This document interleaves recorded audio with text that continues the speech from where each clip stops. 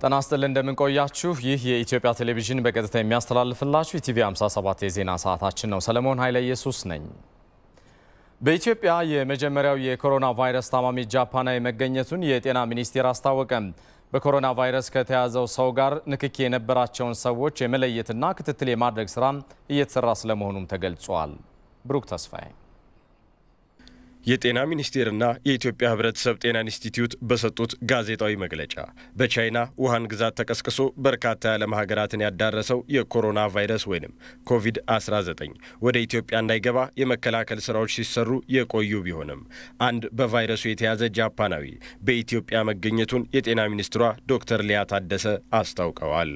በዛሬ ሌሊት ማንጊያው ላይ የኢትዮጵያ ህብረተሰብ ጤና ኢንስቲትዩት በኮሮና ቫይረስ ወይም ኮቪድ-19 የተያዘ አንድ ግለሰብ በኢትዮጵያ ውስጥ መገኘቱን አረጋግጧል። ለመጀመሪያ ጊዜ አንድ በቫይረሱ የተያዘ ሰው መኖሩን አረጋግጧል። ይህ ግለሰብ የ48 ዓመት ወንድ የጃፓን ዜጋ ሲሆን ወደ ኢትዮጵያ የገባው በየካቲት 25 2012 ዓ.ም ከቡርኪና ፋሶ ወደ አዲስ አበባ በመምጣት ሲሆን በሽታው የጀመረው ከ3 ቀን በፊት እንደሆነና በዛሬው ዕለት ደግሞ በትላንትናው ዕለት ወደኛ መለያ ማዕከል ገብቶ ምርመራዎች ተደርጎለት በዛሬ ሌሊት በተደረጉ ምርመራዎች በሽታው እንዳለበት ተረጋግጧል። ከታማሚው ጋር ንክኪ የነበራቸው ሰዎችንም የመለየትና ክትትል የማድረግ ስራ እየተሰራ እንደሆነም ሚኒስትሯ ዶክተር ሊያ ታደሰ አብራርተዋል። ከዚህ በሽተኛ ጋር በዚች በነበሩት ቆይታ ውስጥ ቅርብ ንክኪ የነበራቸው ግለሰቦችም የመለየትና ክትትል የማድረግ ስራም ተጀምሯል። ታማሚውም አስቀድሞ ተዘጋጅተው እስካሁን ስንሰራባቸው በቆዩት የለይቶ ማከሚያ ማዕከል የሚገኝ ሲሆን ተገቢው የሕክምና ክትትል እየተደረገለት የሚገኝና እስካሁን ባለው ሁኔታ የከፋ የሚባል የጤና እክል ያልገጠመው የሳል የትኩሳት ምልክት ቢኖረውም የከፋ ሁኔታ ላይ እንዳልሆነ እንገልጻለን። እንግዲህ ይሄ የኮሮና ቫይረስ ለመጀመሪያ ጊዜ በአገራችን ውስጥ መገኘቱ የጀመርናቸውን እርምጃዎችና ስራዎች ይበልጥ እንድናጠናክር እንደ ማህበረሰብም እንደ ሴክተሮችም እንድናጠናክር እንጂ እንድንደናገጥ ሊያደርገን አይገባም። ከታማሚው ጋር ንክኪ እንደነበራቸው የተጠረጠሩ 25 ሰዎች ክትትል እየተደረገላቸው እንደሆነ ያብራሩት የኢትዮጵያ ህብረተሰብ ጤና ኢንስቲትዩት ዋና ዳይሬክተር ዶክተር ኤባ አባተ አንድ ሰው በበሽታው ተያዘ ማለት ወዲያው ይሞታል ማለት እንዳልሆነ አስረድተዋል። ማህበረሰባችንም እናንተም እንድትረዱ ምንፈልገው በዚህ በሽታ መጠቃት ማለት ሞት ማለት አይደለም። እሱም በተደጋጋሚ እንገልጻለን። የተለያየ ኡደት አለው ሂደቶችን ካለፈ በኋላ ነው እንግዲህ ምናልባት ምን ሰማቸው የሞት ምጣኔዎች ሊከሰቱ የሚችሉት። መጀመሪያ ይሄ በሽታ የሚያጠቃው የእድሜ ክልላቸው በተለይ ከ50 በላይ የሆኑ አረጋውያን ላይ ትኩረት አድርጎ ተጽዕኖ የመፍጠር አቅም አለው። በሁለተኛ ደረጃ ሌሎቹም ላይም ቢሆን ወደ 80% የሚሆነው አነስተኛ የሕክምና ምልክቶች የጤና እክሎችንና በተለይ ደግሞ ተፈጥሯዊ ከሆነው የበሽታን የመከላከል አቅም ጋር ተዳምሮ በራሳቸው ከበሽታው የሚድኑበት አግባብ ያለና 20% ናቸው እንግዲህ የበሽታው የሕክምና ድጋፍ የሚያስፈልጋቸው። ስለዚህ ይሄም ታሳቢ እንዲሆን ነው። በስካውኑ የቅድመ ዝግጅት ስራ ለይቶ ለማከም ያገለግል ዘንድ ከ500 እስከ 600 ሰው ለይቶ ለማከም የሚያስችለውን የካ ኮተቤ ሆስፒታልን ጨምሮ ሌሎች ለይቶ ማከሚያዎች መዘጋጀታቸው ተገልጿል። ህብረተሰቡም ከመጨባበጥ የጸዳ ሰላምታ በማድረግ ከሌሎች ንክኪዎች በመቆጠብ የእጅ ንጽህናውን በአግባቡ መጠበቅ እንዳለበትም ተነግሯል። በዚህ ጉዳይ ላይ በአንድ ሰዓቱ የኢቲቪ 57 የዜና ወጃችን እዚህ ስቱዲዮ ድረስ ተገኝተው ተጨማሪ ማብራሪያ የሰጡን የኢትዮጵያ ህብረተሰብ ጤና ኢንስቲትዩት ዋና ዳይሬክተር ዶክተር ኤባ አባተም በኮሮና ቫይረስ ከተያዘው ግለሰብ ጋር ንክኪ ያላቸው ተብለው የተጠረጠሩ 45 ግለሰቦች ክትትል እየተደረገላቸው መሆኑን ተናግረዋል። በተጨማሪም ግለሰቡ ወደ ሀገር ውስጥ ከመግባቱ አስቀድሞ እንዴት መቆጣጠር አልተቻለም የሚለውን ያብራሩት ዋና ዳይሬክተሩ ቀደም ሲል የተደረገለት ምርመራ ይህንን እንደማያሳይ ገልጸዋል። የተለያዩ ምዕራፎች አሉት የኛ የመከላከል ስራ የመጀመሪያው ምዕራፍ በመግቢያ ኬላዎች አካባቢ የሙቀት ልየታ ማድረግ ነው እዚህ ላይ የምናገኘው ሙቀቱ ከተወሰነ ዲግሪ ሴንቲግሬድ በላይ ሲሆን ብቻ ነው ያ መሳሪያ የሚይዘው በተለያየ ምክንያት አንድ ሰው ጤነኛም ሆኖ ሊሆን ይችላል መድኃኒት ወስዶ ሊሆን ይችላል ይሄን የሙቀት ልየታ ሊያልፍ ይችላል ስለዚህ ካለፈስ በኋላ ምንድነው የክትትል ስራው የሚሰራው ነው ሁለተኛው እና ለዛ ደግሞ የተዘጋጀ ቅኝት አለ ቅኝቱ ምንድነው በበሽታው በተለይ ከፍተኛ ቁጥር ያስመዘገቡ ሀገራት ከሆነ መጀመሪያውንም ፎርም ሞልተው ስለሚገቡ እነሱም በቀጥታ የሁለት ሳምንት የቁጥጥር ስራ እናደርጋለን ነገር ግን አሁን በሽታው ያው በብዙ ሀገራት ተሰራጭቷል ከ125 ከ30 በላይ የደረሰበት ሁኔታ አለ ስለዚህ ይሄ ባለበት ሁኔታ ደግሞ በተለይ ቁጥሩ በጣም አነስተኛ የሆኑበት ሀገራት ላይ ግን የሙቀት ልየታውና ሌሎች የክትትል ስራዎች ናቸው እነዚህን ሊጠቁሙን የሚችሉት በዚህ አንፃር ነው አሁን ከቡርኪና ፋሶ የመጣውን መንገደኛ ለማግኘት የተቻለው ምንድነው ይሄ መንገደኛ እንግዲህ በ4 ማርች ነው አዲስ አበባ የገባው እስከ 9 ድረስ ጤነኛ ነበር ስለዚህ ስራውን ይሰራ ነበር ልክ እንደማንኛውም ማለት ነው በቀጣይ ቫይረሱን ለመከላከል ህብረተሰቡ ተረጋግቶ የተለያዩ የጥንቃቄ እርምጃዎችን መውሰድ እንደሚገባም ዶክተር ኤባ አባተን ተናግረዋል እንግዲህ የበሽታ ምልክቶቹ ለማህበረሰባችን እጅግ በጣም ቀላል ናቸው ብዙ ጊዜ አብሮ ከኛ ጋር የቆዩ በሽታዎች የሚያሳዩት ምልክቶች ስለሆነ ምንም ሩቅ ሳንሄድ ያንን መከተል ነው ጉንፋን ሁላችንም ይዘናል በህይወት ጊዜያችን ስለዚህ ያ የሚያሳየው ምልክት በጣም በዚህ በሽታም ደግሞ ይከሰታል ስለዚህ የትኩሳት ይኖርሃል ደረቅ ሳል ሊኖር ይችላል የመተንፈስ ችግር ሊገጥምህ ይችላል የንፍጥ መብዛት መዝረክረክ ይኖራል ስለዚህ እነዚህ እንግዲህ በተለምዶ ከጉንፋን ጋር በጣም ተመሳሳይነት ያላቸው ናቸው ነገር ግን አሁን ማህበረሰባችን መረዳት የሚኖርበት እነዚህ ምልክቶች ሲኖሩት በተለይ ያ ምልክት ያለበት ሰው ከበሽታው ከተጠቁ ሀገራት የመጣ ከሆነ ወይ ደግሞ በቅርቡ ከሱ ጋር ንክኪ ያላቸው ሰዎች እንዳሉ ካወቀ እና ሌሎች ነገሮችንም ታሳቢ አድርጎ ጥንቃቄ መውሰድ ነው ይህ በእንዲህ እንዳለ የኮሮና ወረርሽኝ በአፍሪካ ኢኮኖሚ ላይ ከፍተኛ ተጽዕኖ እንዳለው በተባበሩት መንግስታት የአፍሪካ ኢኮኖሚክ ኮሚሽን አሳሰበ አፍሪካ አብዛኛውን የንግድ እንቅስቃሴ የምታደርገው የኮሮና ቫይረስ ወረርሽኝ በስፋት ከታየባቸው የቻይና የአውሮፓ ሀገሮችና ከአሜሪካ ጋር በመሆኑ በተለይም በገቢና ወጪ ምርቶች ላይ የሚኖረው ተጽዕኖ ከፍተኛ መሆኑን የኮሚሽኑ ዋና ጸሐፊ ቬራ ሶንጓይ ለመገናኛ ብዙሃን ገልጸዋል ኮሮና ቫይረስ በአፍሪካ ኢንቨስትመንት በቱሪዝም በነዳጅ ምርትና በሌሎችም የንግድ ስራዎች ላይ ገቢያቸውን መሰረት ያደረጉ የአፍሪካ ሀገሮች ለከፍተኛ ጉዳት ተጋላጭ መሆናቸውንም የአፍሪካ ኢኮኖሚክ ኮሚሽን አሳስቧል የአፍሪካ ሀገራት መንግስታትን ወረርሽኙን መሰረት ያደረገ አማራጭ ፖሊሲዎችን በማውጣት በተለይም የመድኃኒትና የምግብ አቅርቦታቸውን ቀድሞ እንዲያዘጋጁ ኮሚሽኑ አሳስቧል እንደ ሪፖርተራችን ዋለልኝ ታምር ዘገባ አፍሪካ በንግድ ስራ ከነበራት 3.2 በመቶ ድርሻ በኮሮና ቫይረስ ምክንያት ወደ 1.8 በመቶ ዝቅ ብሏል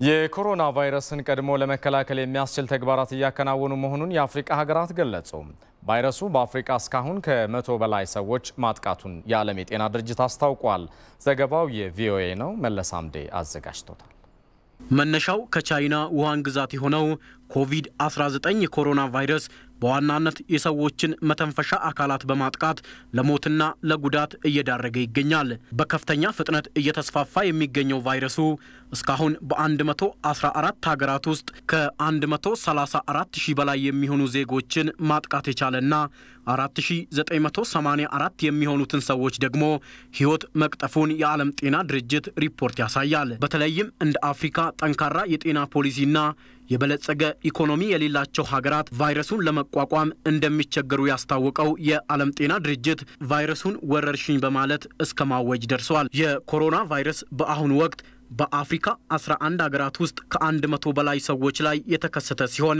እስካሁንም የ3 ሰዎች ህይወትን ቀጥፏል ለኮሮና ቫይረስ የምርመራ ማዕከልና በሽታውን በፍጥነት ለመለየት የሚያስችል አቅም ካላቸው 3 የአፍሪካ ሀገራት አንዷ በሆነችው ናይጄሪያ እስካሁን በሁለት ሰዎች ላይ ቫይረሱ መገኘቱን ከተረጋገጠ በኋላ ሀገሪቱ ቫይረሱ እንዳይስፋፋ ለህብረተሰቡ ግንዛቤን ከማስጨበጥ ጀምሮ የተለያዩ ዝግጅቶችን እያከናወነች ትገኛለች በሁሉም መግቢያ በሮች የተለያዩ እንቅስቃሴዎችን እያደረግን ነው። ሰዎችን የመለየት የማስገንዘብና በተመሳሳይ ሁኔታ ምን አይነት መረጃ እንዳላቸው ምን እንደተገነዘቡ እየተመለከትን ነው።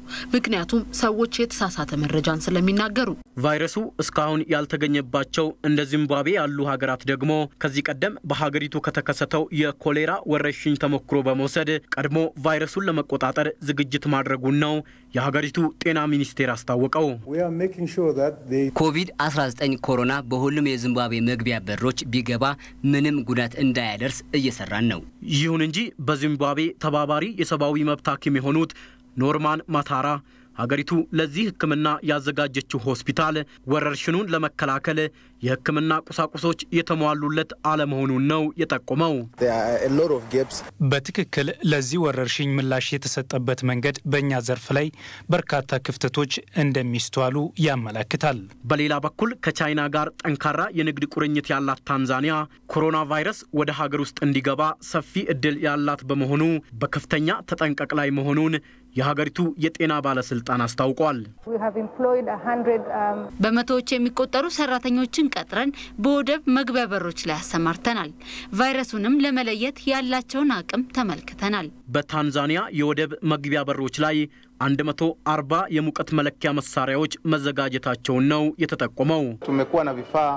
መጀመሪያ ምንም አይነት መሳሪያ አልነበረንም።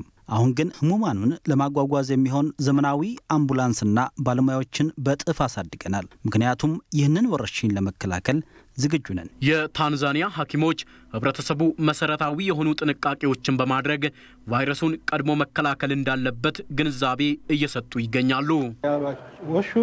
እጃቸውን በሳሙና መታጠባቸውን እርግጠኛ ከሆኑ በኋላ አፋቸውን መንካት እንደሚችሉ ነው የምናሳስበው። በሌላ በኩል ደግሞ ቫይረሱ በርካታ ሰዎችን የማጥቃት አቅም ያለው በመሆኑ ሀገሪቱ በህብረተሰቡ መካከል ያለው ርቀት ላይ መስራት ይጠበቅባታል ነው የሚሉት ባለሙያዎች። እኔ እንደማስበው ሀገራት እስካሁን በሰዎች መካከል ያለውን ርቀት ላይ አላተኮሩም። ስለዚህ በላይቤሪያ የማግለል ሙከራ ለማከናወን ሞክረናል፣ ነገር ግን አልሰራም። ይሁን እንጂ ሰዓት እላፊ እያስገደድን ነው። ትምህርት ቤቶችን እየዘጋን ነው። መንግስት ወሳኝ ከሆኑ ተቋማት ውጪ ሌሎችን እየዘጋ ነው። የዓለም ጤና ድርጅት መረጃ እንደሚያሳየው በአፍሪካ አልጄሪያ፣ ቡርኪና ፋሶ፣ ካሜሩን፣ ዲሞክራቲክ ሪፐብሊክ ኮንጎ፣ ግብጽ፣ ሞሮኮ፣ ናይጄሪያ፣ ሴኔጋል፣ ደቡብ አፍሪካ እስካሁን 11 የኮሮና ቫይረስ የተገኘባቸው ሀገራት ሲሆኑ ኢትዮጵያና ኬንያ ደግሞ አዲስ የኮሮና ቫይረስ የተገኘባቸው ተጨማሪ 2 ሀገራት ሆነዋል።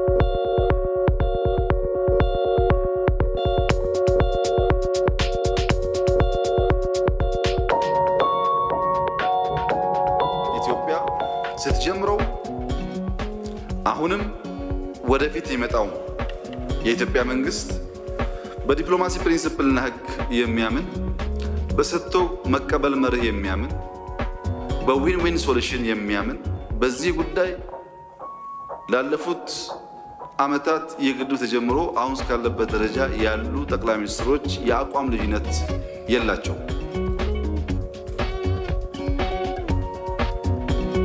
ወደፊት የሚመጣው ይቀጥላል የሚል እምነት ነው ያለው።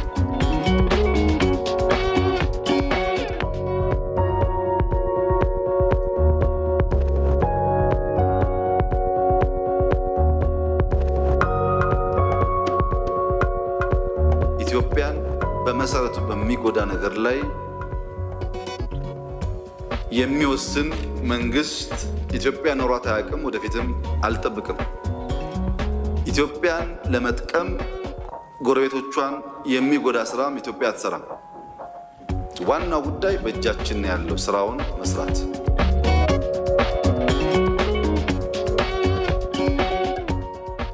ተመልሰናል። ከኢትዮጵያ ቴሌቪዥን በቀጥታ እየተላለፈላችሁ የሚገኘውን ኢቲቪ 57ን በያላችሁበት እየተከታተላችሁት ነው። በአባይ ወንዝ ላይ ያለ ኢትዮጵያ ተሳትፎ የተፈረሙ ስምምነቶች የሀገሪቱን ተጠቃሚነት ከግምት ውስጥ ያላስገቡ በመሆናቸው ተቀባይነት የላቸውም ሲሉ ምሁራን ተናገሩ። የታላቁ የኢትዮጵያ ህዳሴ ግድብ ግንባታን አስመልክቶ ግብጽ የኢትዮጵያን ገጽታ ለማጠልሸት እያደረገች ያለውን እንቅስቃሴ በዲፕሎማሲ የበላይነት መቀልበስ እንደሚገባም ተገልጿል። ባልደረባችን ተስፋዬ ጫኔ በጉዳዩ ዙሪያ ተከታዩን ይዟል። የአባይ ውሃ አጠቃቀምና ፍጆታ ከዓለም አቀፍ ስምምነት አንጻር የሚል መነሻ ሀሳብ የቀረበበት ሁለተኛው የውይይቱ መድረክም ከአባይ ወንዝ ጋር የተያያዙ በርካታ ነጥቦች ተዳሰውበታል። የአባይ ወንዝ መነሻዋ ኢትዮጵያ የአንበሳውን ድርሻ የሚይዘውን የውሃ መጠን ለታችኛው ሀገራት እያበረከተች፣ ዳሩ ግን በሀገር ውስጥ የተሰራው ስራ እዚህ ግባ የሚባል እንዳልነበር ተነስቷል። በተለይ ደግሞ ግብጽ በሀገር ውስጥ ለአባይ ወንዝ የሰጠችው ትኩረት ከፍተኛ መሆኑ ሲነሳ ኢትዮጵያ በዚህ በኩል በትኩረት መስራት ለነገ የማይባል ተግባር ሊሆን ይገባል ተብሏል። ስፔሲፊካሊ ታርጌት ለመምታት ዲፕሎማቶችን ታሰለጥናለች ኢጅፕት። በኢኮኖሚ ናይል የሃይድሮሎጂ ብቻ አይደለም፣ ማህበራዊ ነው፣ ኢኮኖሚያዊ ነው፣ ፖለቲካዊ ነው። በእነዚህ ዙሪያ ላይ የሚያጠነጥኑ ዲፕሎማቶችን ያሰለጥናሉ። ስፔሲፊክ በእያንዳንዱ የናይል ተፋሰስ ሀገር ላይ ናይል ሪቨር ናይል ስታዲስ የሚል ኢንስቲትዩት አላቸው አብዛኛዎቹ ተፋሰሶች። ስለዚህ ቅድም ከተባለው ጋር የተያያዘ ነገር ነው። ከትንሽነታችን ጀምሮ ከህፃነት ጀምሮ ቢሰራበት ዘላቂ መፍትሄ ይኖራል የሚል አስተሳሰብ ነው። ኢትዮጵያ በሌለችበትና ባልፈረመቻቸው የታሪክ ሰነዶች ምክንያት በግብጽ በኩል ኢትዮጵያን በዲፕሎማሲ መድረኮች ለማጠልሸት እየተከናወኑ ያሉ ስራዎች ምክንያታዊ መሆናቸውን በዲፕሎማሲ የበላይነት ግልጽ ማድረግ ይገባል። ሌላኛው የተነሳው ነጥብ ነው።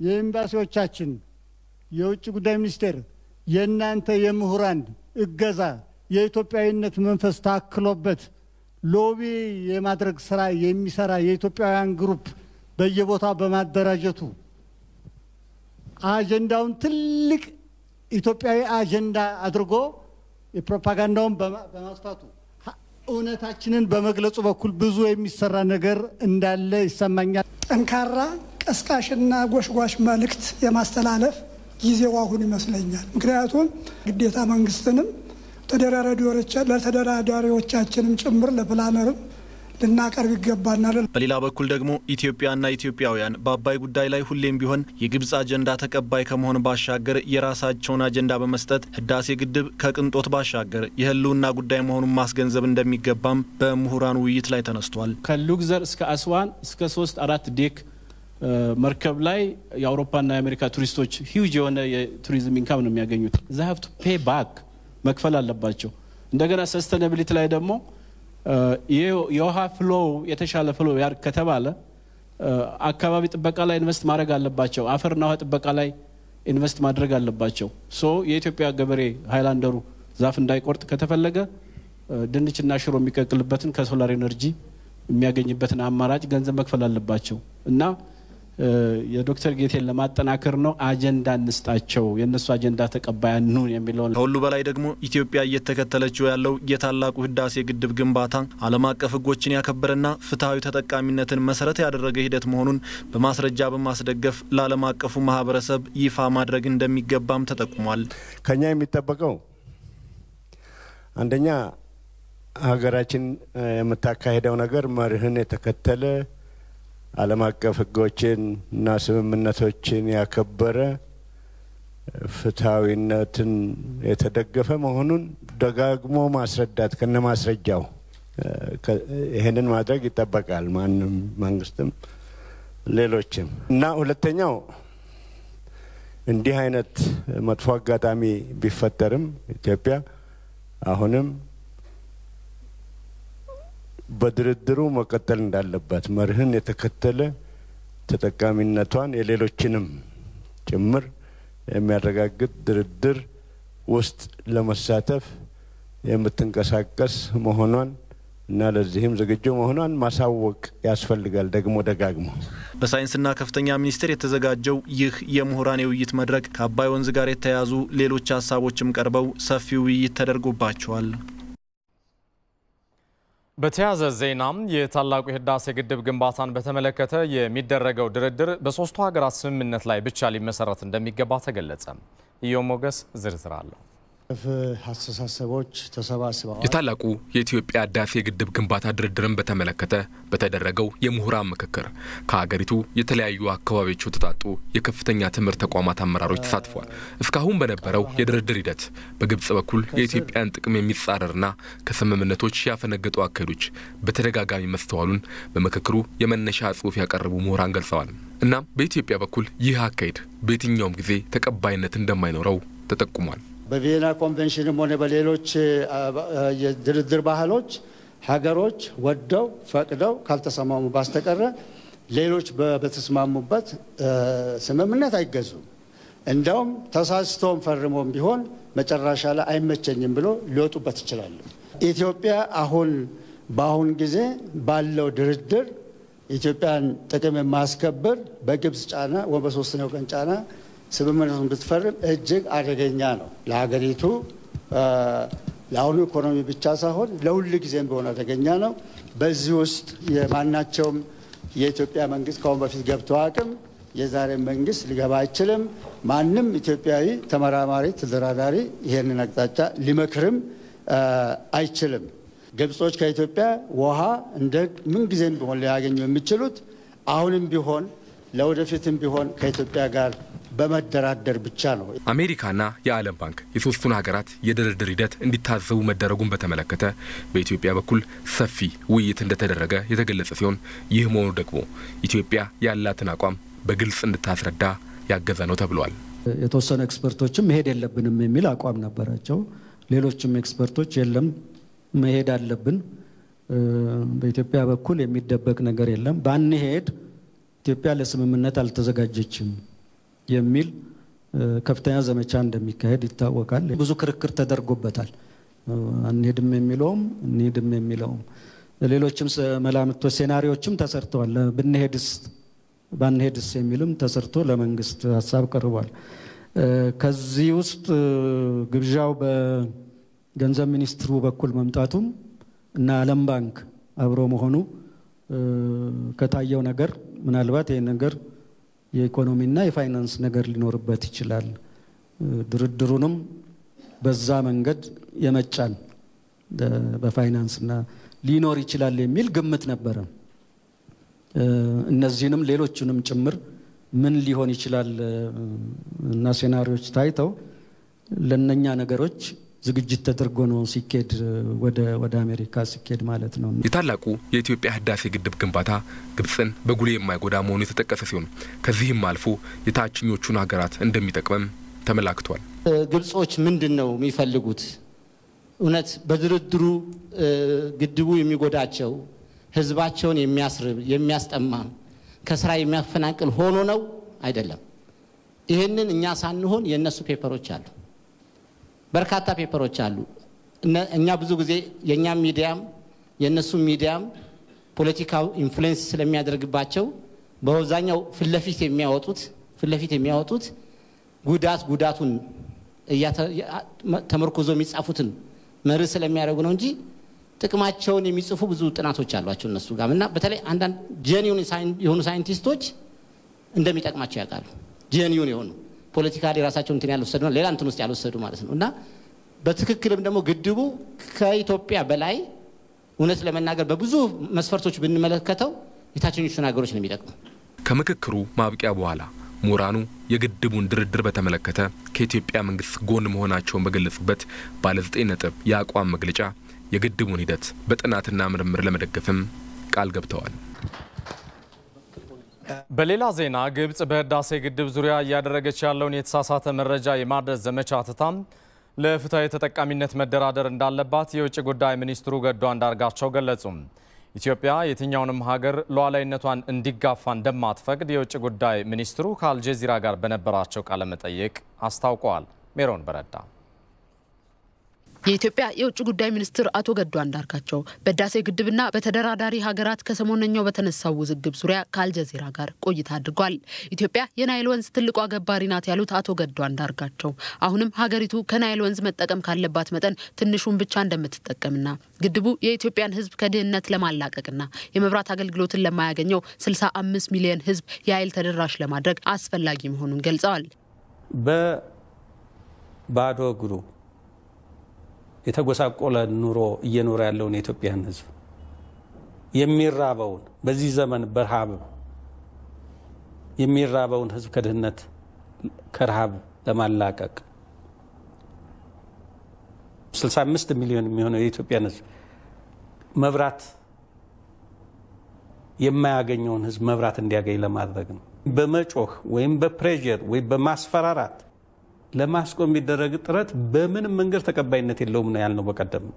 ስለዚህ ማንም አትጠቀሙ የራሳችሁን ወንዝ ቢለን ልናቆመው የምንችለው አይደለም። ኢትዮጵያ፣ ግብጽና ሱዳን ግድቡ የታችኛው ሀገራትን በማይጎዳ መልኩ እንዲገነባ የመርህ ስምምነት እንደ አውሮፓውያን አቆጣጠር በ2015 ፈርመዋል ያሉት አቶ ገዱ አንዳርጋቸው ያልተቋጩ ስምምነቶች በሶስቱ ሀገራት ብቻ እንዲደረጉ ፍላጎት እንዳላቸውም ተናግረዋል። ዲክላሬሽን ኦፍ ፕሪንሲፕል ምንድነው? የመተባበር ማዕቀፍ ያመጣ ነው። ምንድነው የሚለው? ኢትዮጵያ ግድቡ እንድትገነባ ኃይል አመንጭታ እንድትጠቀም ይህን በመታረግበት ጊዜ ደግሞ ታችኞቹ ሀገሮች ላይ በማይጎዱበት ሁኔታ ላይ እንዲሆን የሚገልጹ ናቸው እዛ ስምምነት ላይ የተገለጸው።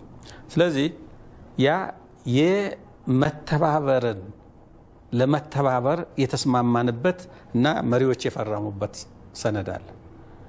አሁንም ቢሆን በዛው መርህ መሰረት ኢትዮጵያ፣ ሱዳን፣ ግብጽ ሆነን በአንድ ላይ ተነጋግረን መፍታት እና መጨረሻ ላይ ስምምነት ላይ መድረስ።